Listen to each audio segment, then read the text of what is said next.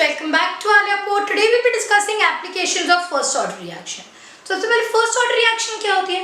वो रिएक्शन जिसका रेट सिर्फ कॉन्सेंट्रेशन ऑफ रिएक्टेंट पे डिपेंड करता है to the power 1 directly proportional to concentration of reactant. Reactant की कॉन्सेंट्रेशन डबल होगी तो रेट डबल होगा, पावर नहीं. ऐसी रिएक्शन कहते हैं फर्स्ट ऑर्डर रिएक्शन जिसका ऑर्डर 1 है. कहाँ यूज करते हैं? Mainly to monitor the progress of reaction. ये भी प्रेशर मेजरमेंट से हो सकती है, वॉल्यूम मेजरमेंट से हो सकती है, टाइट्रेशन से हो सकती है.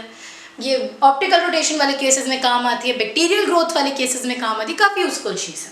सो अगर प्रेशर वाली बात करते हैं हम, सो मान लो बस कुछ रिएक्शन है, A से NB बन रहा है बोथ इन गैसियस फॉर्म. जब मैंने शुरू किया ऐसे कुछ P0 प्रेशर था, time T is equal to 0 and at time T is equal to T ये हुआ P0 माइनस P और ये हुआ मेरा NP. मतलब टोटल प्रेशर कितना हुआ? P0 plus N minus 1 times P. तो एक छोटा बीजक वेरिएबल है जो मैंने इंट्रोड्यूस किया. इसकी वैल्यू कैसे आई? PT minus P0 upon N minus 1. तो ये गिवन वैल्यू बन गई है.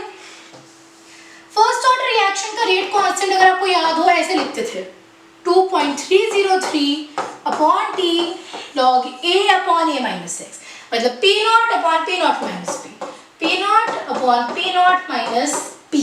तो ये हो जाएगा 2.303 upon T log N minus 1 P0 upon N P0 minus PT.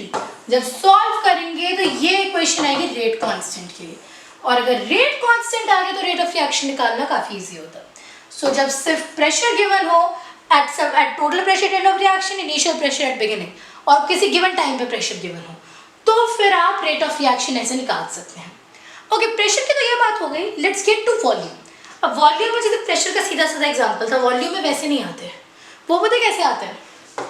NH4NO2 solid जब डिकम्पोज हुआ हीट करने पे तो it makes 2 waters in liquid form and एक N2 गैस, राइट. तो यहाँ पे ओरिजिनली वॉल्यूम तो क्या बोला? 0 है, it's solid, right. At the end of reaction जितनी गैस कलेक्ट हुई that is equal to V infinite. और किसी गिवन टाइम T पे जितनी गैस कलेक्ट हुई that is equal to VT. तो मेरा rate of reaction rate constant क्या है? 2.303 अपॉन टाइम T लॉग. अच्छा, ये होता है V initial upon V final, right. पहले कितना था अपॉन अब बाद में कितना आ रहा है, वही वैल्यू है. यहाँ पे क्योंकि सॉलिड है बस इनिशियल वैल्यू तो है नहीं, लेकिन मैं ये कह सकती हूँ कि टाइम T पे जितना है जो मेरा initial A upon A minus x है, तो ये जो मेरा ओरिजिनल A है this is directly proportional to VT और ये जो मेरा A माइनस एक्स है this is directly proportional to V infinite minus VT. कैसे? क्योंकि time T is equal to 0 से till the end of reaction इतनी आ रही है और A माइनस एक्स मतलब वहाँ कितनी खत्म हो रही है, वहाँ कितनी खत्म हो रही है और वहाँ कितनी बढ़ रही है. जितना यहाँ से शुरू किया उतनी वहाँ कितनी है उन्हीं पे डिपेंड करेगा. सो राइट, तो यहाँ मैं कह सकती हूँ सो T नहीं इनफाइनाइट क्योंकि एट एंड ऑफ रिएक्शन वहाँ कितनी बनी है मतलब एट एंड ऑफ रिएक्शन यहाँ कितनी खत्म हो गई. तो A is directly proportional to V infinity and A minus x is directly proportional to V infinite minus VT. मतलब मैं कह सकती हूँ ये जो A upon A minus x है this can be replaced by V infinite upon V infinite minus VT. ये ध्यान है ना सर, इस रिएक्शन के लिए मैंने इक्वेशन बनाई है. कोई और रिएक्शन होगी पहले आपको देखना पड़ेगा कि एक्चुअली और कोई गैस तो नहीं है, यहाँ पे सिर्फ एक एंड में गैस है. तो हमने ये लॉजिक लिया कि देखो यहाँ एंड में जितनी गैस बनेगी मतलब यहाँ से उतनी चीज उड़ी. सिमिलरली टाइम T यहाँ जितना उड़ा उतनी यहाँ गैस बनी. तो हमने ये इक्वेशन लिख दी. तीसरी बात, अब ये थोड़ी ज़रूरी चीज़ है, टाइट्रेशन के केसेस में ये कैसे करते हैं. तो ये मैं क्वेश्चन से ही समझाना प्रेफर करूँगी. तो थोड़ा सा डेटा मेरे पास है यहाँ पे, राइट. सो टाइम मुझे दिया हुआ है मिनट्स में 0, 10, 20, 30, 40 और मुझे थोड़े से वॉल्यूम दिए हुए ml में. ये क्या हो रहा है? H2O2 की एक्वस सोल्यूशन में डिकम्पोजिशन हो रही है, फर्स्ट ऑर्डर रिएक्शन है. और ये वॉल्यूम V क्या है कि हाइड्रोजन पेरोक्साइड जब रिएक्ट कर रही है KMnO4 से, उसकी टाइट्रेशन वैसे ही करते हैं KMnO4 के साथ. तो कितना KMnO4 यूज कर रहे हैं मिलीलीटर में, ये वो है. So time t is equal to 0 पे 25, then 20, 15.7, 12.5 और 9.6, ठीक है। और मुझे इस रिएक्शन में निकालनी है रेट कांस्टेंट की वैल्यू। सबसे जरूरी चीज, राइट रिएक्शन विद स्टेट्स, कि आपको थोड़ा आइडिया तो लगे क्या हो रहा है। सो 2H2O2 makes 2H2O plus O2, right. H2O2 जो होती है वो एक लिक्विड है, वाटर H2O एक लिक्विड है और ये गैस है, राइट। ओके, सो यहाँ से वॉल्यूम कितना कम हो रहा है, देखो यहाँ KMnO4 थी तो लिक्विड, गैस इसमें सिर्फ एक ऑक्सीजन बन रही है, बट वंस अगेन एंड में कितनी ऑक्सीजन बनेगी, दैट इज प्रोपोर्शनल टू शुरू की H2O2 कितना उड़ा, राइट। सिमिलरली जो A है मेरा वो डिपेंड करता है कि 40 वाली कितनी है, राइट। ओके, सीधी सीधी बात करते हैं। K is equal to 2.303 upon T log A upon A minus x, right? A upon A minus x मतलब ये हुआ मेरा वॉल्यूम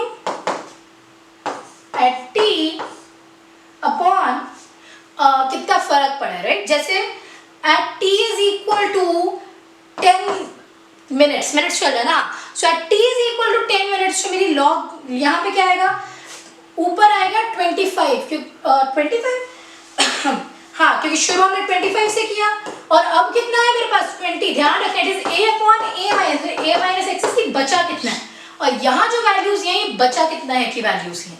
सिमिलरली ये वैल्यू आएगी 2.303, बट 20 में कितना फर्क पड़ गया था, लॉग 25 अपॉन कितना बन गया था 15.7।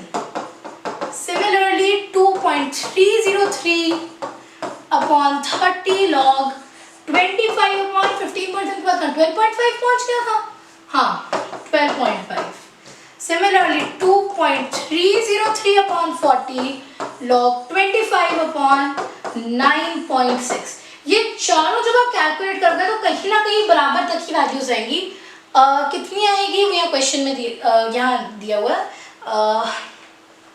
0.0003.78 into 10 की पावर माइनस कितना है 4, इतनी तक वैल्यू आ जाएगी एवरेज।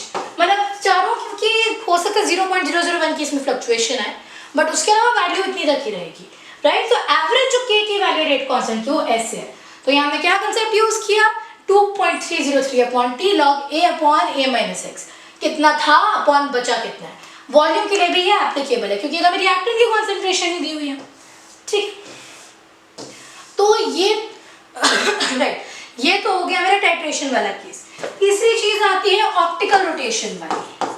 तो जब मैंने शुरू किया रोटेशन थी R0, यहाँ जो थीटा से ना, जो थीटा ना at some t is equal to 0 पे, at some given time t it was theta t, और जब रिएक्शन खत्म हो गई टाइम इन्फिनिटी पे it was theta infinity, right, ठीक है। सो एक्चुअली है कितनी, theta infinity minus theta naught, right. ए जो है वो इसके प्रोपोर्शनल है कि एंड मतलब एंड से शुरू में कितना फर्क है, टोटल ए तो उसी पे प्रोपोर्शनल है, और ए माइनस एक्स किस पे प्रोपोर्शनल है, इन्फिनिटी से टाइम टी। क्योंकि आप देखो अगर यहाँ से चीज, अगर दोनों चीजें यहाँ हैं, ये जितनी नीचे जाएगी, जैसे लिक्विड पे लेवल होता है यूट्यूब में, उतनी ही ऊपर ये जाएगी। तो सिमिलरली ए से ए माइनस एक्स कितना है, ए से जब एक्स कम हुआ तो मतलब थीटा इन्फिनिटी से थीटा टी से थीटा इन्फिनिटी पहुंचने में कितना फर्क पड़ा, नीचे ऊपर वो, right. So 2.303 upon T log theta infinity minus theta not upon theta infinity minus theta T. इसका भी मेरे पास एक सैम्पल क्वेश्चन अगर हमें करके देखना है तो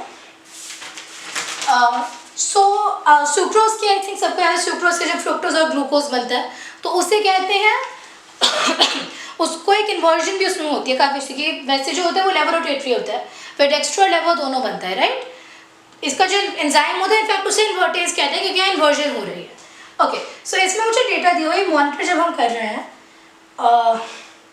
तो जब हमने शुरू किया था तो फिर जो ऑप्टिकल रोटेशन थी वो 57 डिग्री थी, जब हमने खत्म किया तो फिर ऑप्टिकल रोटेशन कह रहे हैं 114 डिग्री थी और किसी टाइम t पे जब देखा तो ऑप्टिकल रोटेशन 67 डिग्री थी, time t was equal to 10 seconds. यहाँ पे k की वैल्यू निकालनी है। तो 2.3 की तो फॉर्मूला क्वेश्चन है फिलहाल 2.303/10 लॉग। अच्छा थीटा इन्फिनिटी ये है, थीटा नॉट ये है जिससे शुरू किया, और ये 76 है थीटा टी। डेटा ध्यान से भरना, बड़ी वैल्यू हमेशा थीटा इन्फिनिटी नहीं होती। थीटा इन्फिनिटी है जो बिल्कुल एंड में मिल रही है, छोटी भी हो सकती है बड़ी भी हो सकती है, राइट। सो आई होप ये ऑप्टिकल इन्वर्जन वाला कॉन्सेप्ट तो क्लियर है कैसे चलता है। फॉर्मूला ये वाला है जो यूज किया जाता है, राइट। नेक्स्ट थिंग जो आती है that is your bacterial growth. Bacterial growth जो होती है उसका भी जरूरी नहीं है फर्स्ट ऑर्डर हो, लेकिन कुछ केसेस, काफी केसेस होते हैं फर्स्ट ऑर्डर बैक्टीरियल ग्रोथ वाले, राइट। तो उन केसेस में क्या होता है कि मान लो time t is equal to 0 पे मेरी पॉपुलेशन a है, time t is equal to t पे मेरी पॉपुलेशन है a प्लस x, क्योंकि ग्रोथ हो रही है ना, पॉपुलेशन कम नहीं होगी, पॉपुलेशन बढ़ेगी। क्वेश्चंस का तो इस चीज का ध्यान रखना है, तभी मैं कह रही हूँ हमेशा बड़ी चीज नहीं होती, कई बार छोटी भी लेनी पड़ती है। So time t is equal to 0 पे पॉपुलेशन a थी, time t is equal to t पे आते हुए ax हो गई। तो dx अपॉन dt जो है, मतलब rate of reaction is directly proportional to a plus x। First order का यही मतलब है ना कि rate of reaction directly proportional to concentration. तो इसकी जगह मैं k लगा देती हूँ, तो मेरे पास आया dx upon a plus x is equal to k dt, मतलब kt is equal to log a plus x, फिर x वेरीज फ्रॉम फिर x varies from 0 to x, ये x जरूरी नहीं यही हो, तो log a plus x upon a is equal to kt, log नहीं सॉरी ln, हाँ ln, राइट। तो मतलब 2.303/1 से घूम फिर के उस इक्वेशन पे आ गए हम, log a plus x upon a is equal to k। फर्क क्या है, उसमें था a upon a minus x, शुरू में कितना है अपॉन बाद में कितना है, यहाँ पे a plus x upon a, बाद में कितना है अपॉन शुरू में कितना था, राइट। तो इस चीज का फर्स्ट ऑर्डर बैक्टीरियल ग्रोथ में ध्यान रखना है। तो